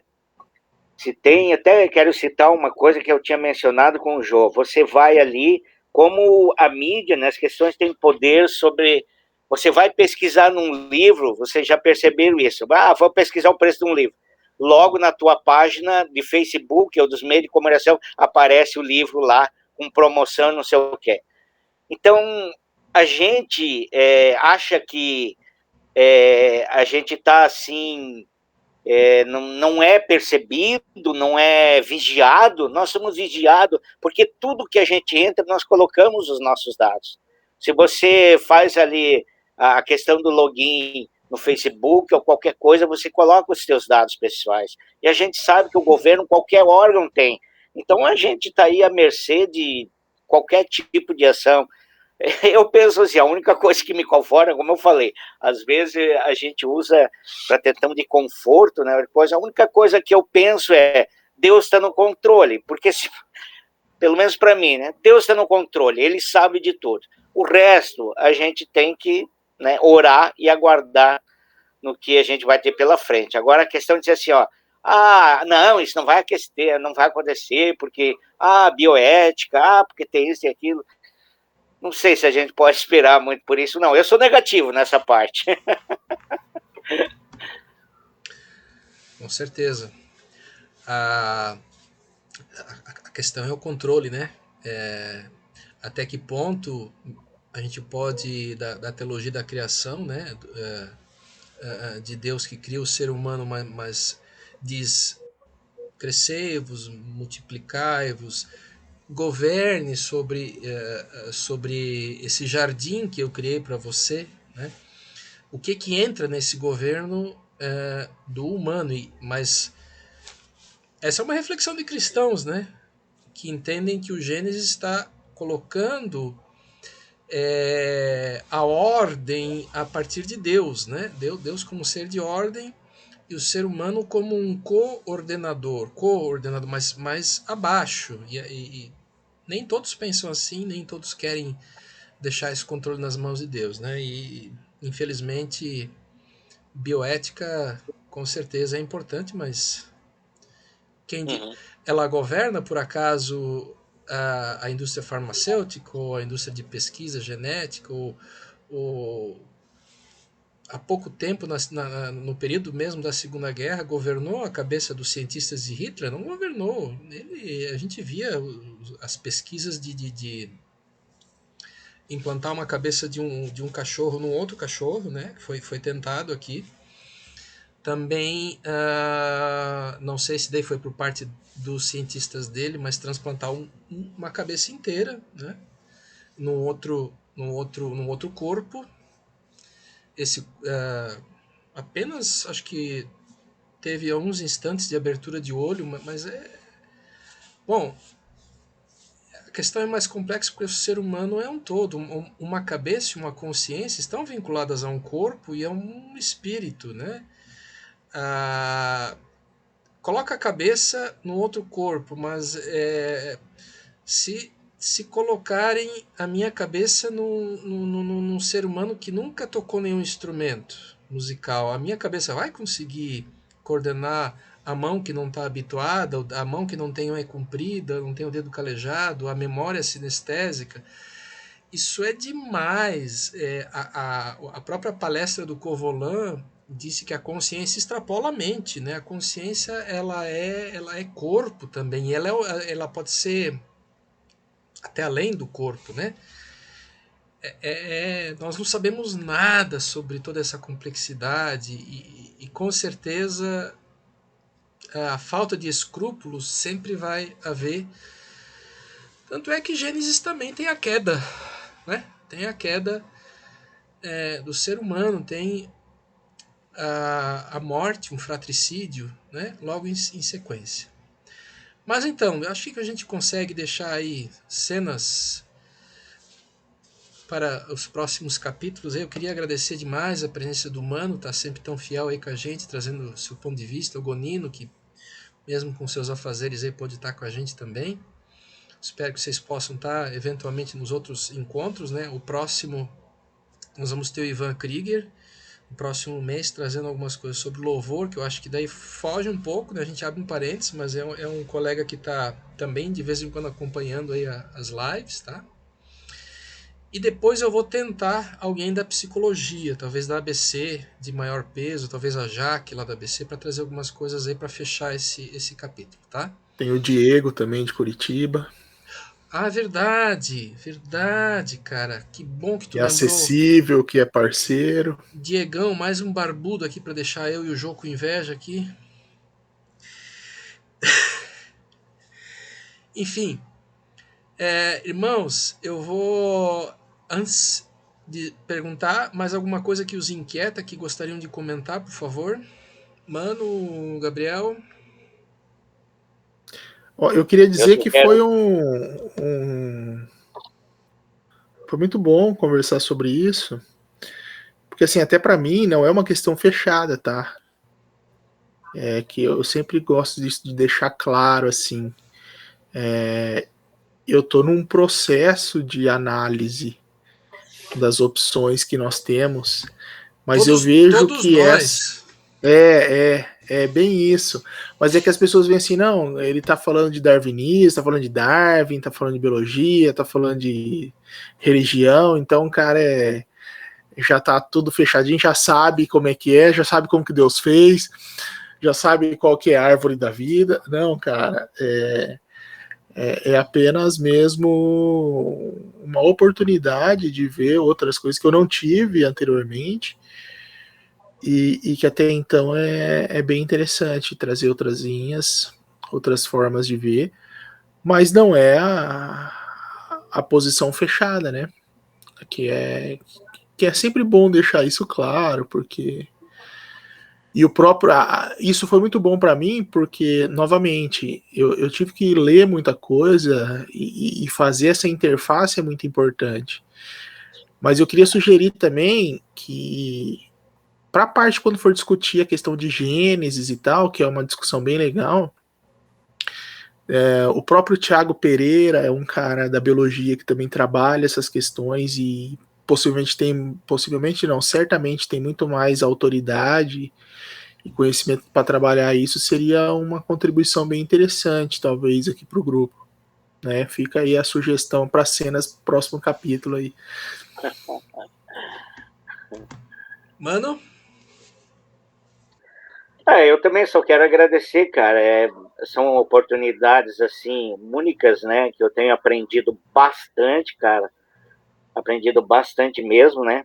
E aí retorno ali a live anterior, né? Onde a gente falou sobre que você fala em divindade e humanidade de Jesus Cristo, fica meio complexo, mas como pode, né, ser 100% Deus? E a gente viu ali, né, na questão que foi estudado no capítulo 7 ali, essa possibilidade, né, de Jesus realmente ter sido 100% homem e 100% Deus, né? Então, tem aprendido bastante, né? Infelizmente, até coloquei para o Daniel, a gente tem que direcionar a nossa cabeça para uma... E se você quiser estudar tudo ao mesmo tempo, não dá, né? Então, mas era uma área ali que eu queria voltar a parar e estudar um pouquinho mais sobre a questão dos átomos, a questão de tudo que a física tem atualmente, né? Sobre a questão de Higgs ali, né? Que é o que a física tem mais na atualidade ali, explicando sobre a questão toda da origem do universo. Mas para mim está sendo ótimo, cara. Muito bom mesmo. Muito bom mesmo. Com certeza, o Gonino aqui é fera, né? Ele consegue falar um monte, depois dizer que não sabe nada, mas a gente sabe que sabe bastante. Então, Gonino, obrigado mais uma vez, obrigado, mano. Tamo Acho junto. que a gente se enriquece mutuamente, né? Se os dois me permitirem, eu gostaria de dirigir uma palavra de oração para a gente poder encerrar, então. Pai de amor, que bênção a gente poder, através da tecnologia, se encontrar, conversar, ter irmãos que vivem contigo, mas também sofreram questionamentos, sofreram com os questionamentos, mas também puderam, em parte, resolvê-los na vivência contigo e podem trazer essa experiência aqui para nós do grupo. Pai, abençoa também todos os que veem esses vídeos da ABC2, não só do nosso grupo, mas dos demais, que teu Espírito esteja ali presente, acompanhando e percebendo que o grupo quer dialogar e quer te louvar a partir também do conhecimento científico. Esteja com o Gabriel também nos seus diversos afazeres, na sua carga de trabalho, com o Svanir também que está retornando ao seu trabalho. Pai, esteja comigo durante essa semana. Abençoe nossas famílias, Pai, e nós te pedimos, acompanha a sabedoria, todas as lideranças da BC2 e todos os demais grupos, demais atividades, Pai. Nós colocamos tudo isso em Tuas mãos, agradecendo novamente a oportunidade e a vida que o Senhor tem renovado a cada dia, Pai. Amém. Amém. Amém. Um abração para vocês e... Acho que funcionou esse formato aí, Daniel. Achei legal. Gostei. Pois é, rapaz, eu acho que o Espírito Santo me tocou aqui, porque eu vi que você fez uns slides que respondiam as minhas perguntas. Exatamente. E as perguntas foram muito boas. É que a gente tem acompanhado as lives e aí alguns questionamentos eu sei que estão sempre reaparecendo e é importante ouvir as diferentes perspectivas, né? Para finalizar, eu acho que tem muito a ver o que o Gênesis diz quando é bem compreendido, o que você diz em termos do que se tem hoje da ciência e da evolução e o que o Alexandre trouxe em termos do que é mais aceito em termos de ciência. Essas coisas todas dialogam para mim de uma maneira fantástica. Não é assim, pelo menos é a conclusão a que eu chego, que é Bem a principal. tranquila, né? Não tem. A questão é a posição mesmo de diálogo. Com Você tá certeza. aberto ao diálogo. Eu acho que não tem Tem boca, né, mano? Eu vou parar agora